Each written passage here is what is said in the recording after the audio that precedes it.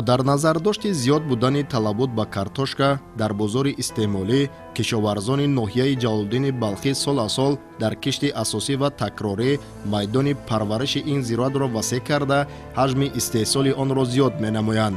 имрӯзҳо бо мақсади сари вақт анҷом додани кишти тирамоҳии картошка дар саҳро тадбирҳои амалӣ роҳандозӣ карда шуда, мутахассисону кишоварзон табодули таҷриба менамоянд. бо истифода аз боду ҳавои мусоид, имрӯзҳо дар ҷамоатҳои деҳоти ноҳия деҳқонон кишти картошкаи барвақтиро вусъат бахшида, тасмим гирифтанд ки то муҳлати муайян гардида дурнамои онро барзиёд иҷро намоянд. имрӯз барои ба даст овардани маҳсулоти баланди хушсифат ҳатман гузаштан ба технологияи инноватсионӣ ҳатман зарур аст, ба технологияи муосир аст. аз ин хотир имрӯз дар ин хоҷагӣ барои кишти картошка навъҳои тухмии голландӣ, русӣ оварданд, ки онҳо зудпас ҳастанд, яъне барвақт пухта мерасанд ва барои таъмини бозори ҷумҳурӣ дар фасли аввали охири баҳор шароит пайдо мешавад. кишти картошка дар инҷо дар муддати кардашон ҳамаш дар ҳам шудгори замин, ҳам интихоби чуқурӣ шинонидан, ҳам дар рӯпӯш кардан бо пору, додани ғизо, тамоми чорабиноҳои агротехникӣ дар асоси технологияи инноватсионии пешниҳодшудаи олимон ва мутахассисон дар инҷо ҷорӣ карда шудааст. агар дар оянда технологияи картошкаи имрӯза кишкардашро сари вақт тамоми процессҳои агротехнологияро агар таъмин кунанд, ҳосили хуби саривақтӣ гирифтан мумкин аст, ки ин имкон медиҳад ки ҳам ҳосили баҳори гирем картошка, боз кишти такрорӣ дар нисбати гирифтани ҳосилҳои дигар зироатҳо дар инҷо баргузор гардад.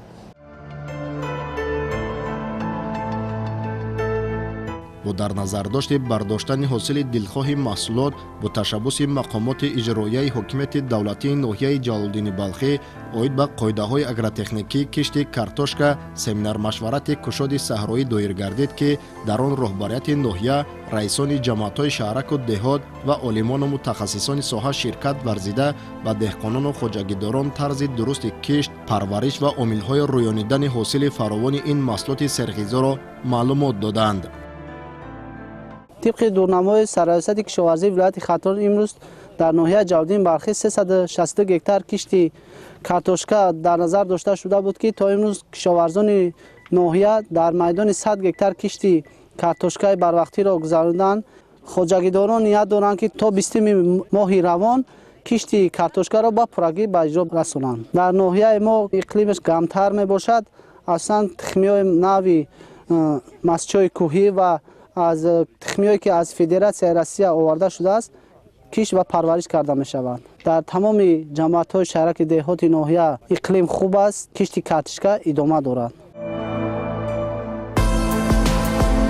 дар ноҳияи Ҷалолиддини Балхӣ баҳри татбиқи амалии нақшаву барномаҳои ҳукумати ҷумҳурии Тоҷикистон дар самти истифодаи мақсадноки ҳар қитъа замини корам ва рӯёнидани ҳосили дилхоҳи маҳсулоти гуногун ҷиҳати фаровонии бозори истеъмолӣ ва дар маҷмӯъ таъмини амнияти озуқаворӣ тадбирандешӣ карда шуда, бо дар назардошти фароҳамсозии шароити мусоид ба кишоварзону хоҷагидорон сол майдони кишти зироати гуногун васеъ карда шуда, дар ин замина ҳаҷми истеҳсоли маҳсулот ҳам меафзояд. зеро дар ҷумҳурии Тоҷикистон рушди соҳаи кишоварзӣ яке аз омилҳои асосии таъмини амнияти озуқаворӣ, фарогирии сокинон бо ҷои кор, таъмини корхонаҳои саноатӣ бо ашёи хом, тақвияти иқтидори содиротии мамлакат ва дар маҷмӯъ баҳри ғанӣ гардонидани буҷаи давлат ва боз ҳам беҳтар шудани шароити кору рӯзгори сокинон нақши муҳим дорад. барои кишти гирифтани худи картошка, ин шинодани картошка дар заминҳо аз моҳи декабр оғоз меёбад то манами моҳи охири январ шинодан мумкин аст, дар ҳолате ки замин тайёр бошад, яъне лой набошад, ях кардагӣ набошад, ҳарорат мусбӣ бошад, замин ғизо дода шудагӣ бошад, ҳами чорабиноҳои агротехникие ки барои кишт тайёр бошад кардан мумкин аст. имкон медиҳад ки сари вақт, яъне картошки барвақтӣ дар моҳҳои апрел, охири апрел барои харидорон шаҳру ноҳияҳои ҷумҳурӣ пешниҳод карда шавад.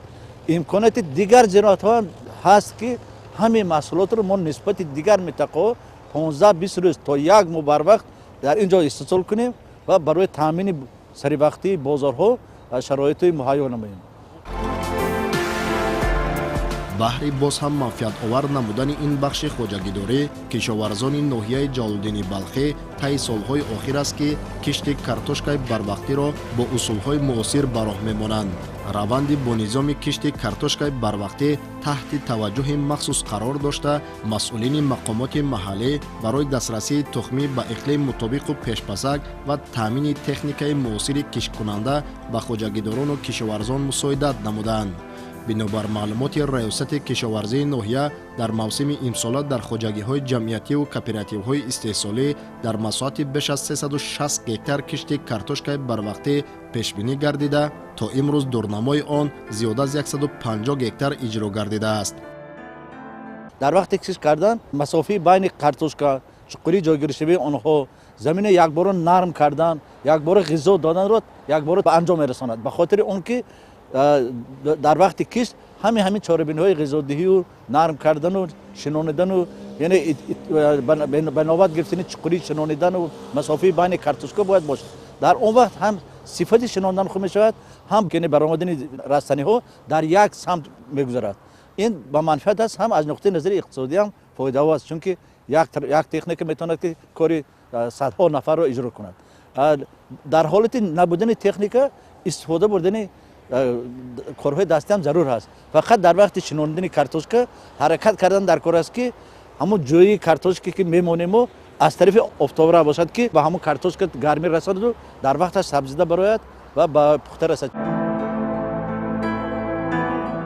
мавриди зикр аст ки истифодаи самараноки замин ва усулҳои муосири кишту кори маҳсулоти кишоварзӣ аз омилҳои муҳими фаровонии ҳосилнокӣ ва рушди соҳаи кишоварзӣ арзёбӣ мегардад.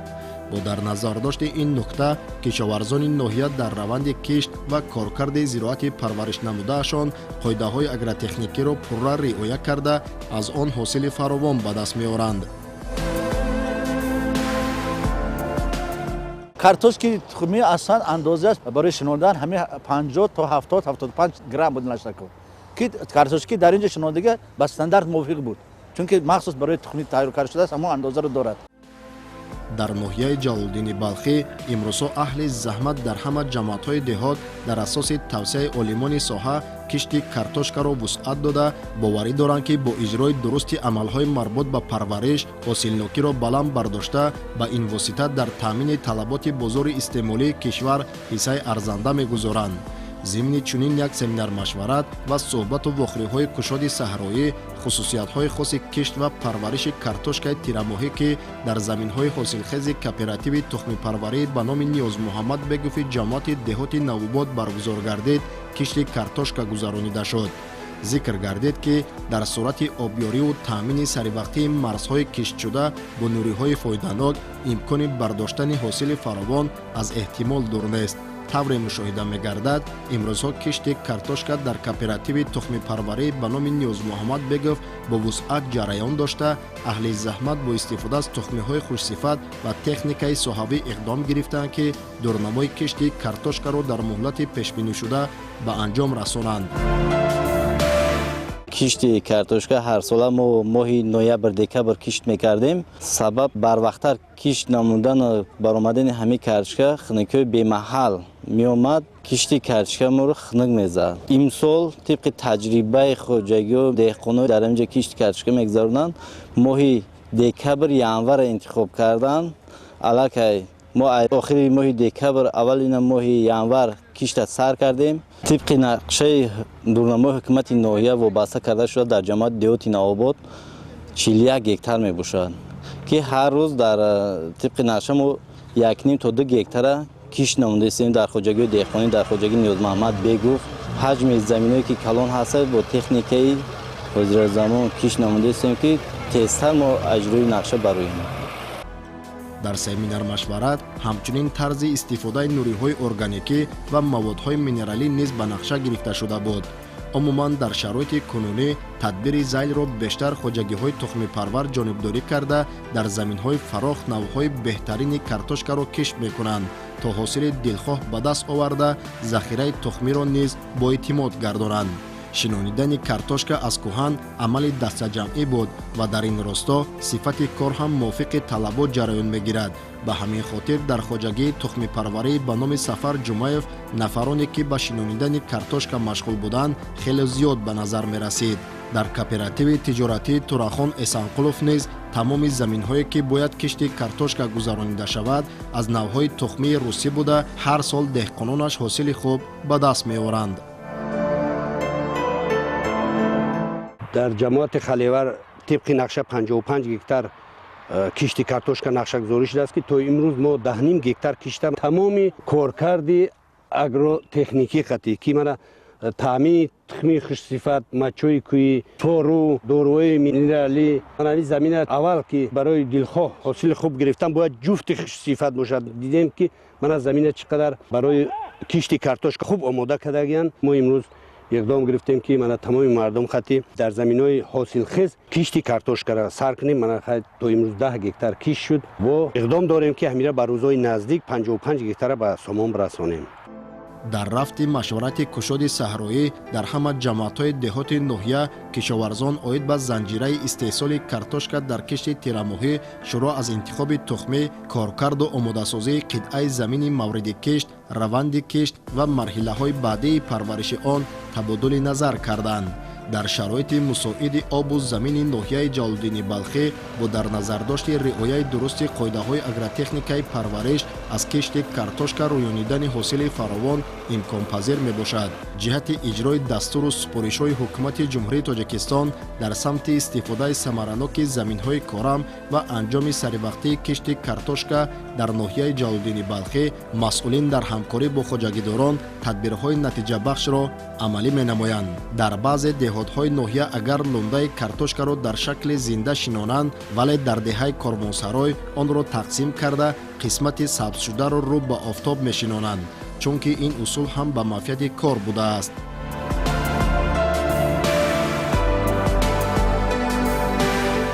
дар вақти картошка баҳор агар ки шинода мешаванд, агар дар зимистон барвақти намешад, картошки барвақти баҳорӣ картошкаро ду паҳлӯ карда шинода мумкин аст, лекин пеш аз паҳлӯ кардан ҳамон қисми буридагиро бояд коркар кунем ба воситаи хокистар ё ки ба воситаи дигар ки вай напусад ва дар як шинодан бояд 2-3 муғҷа дошта бошад ҳар як паҳлӯи он.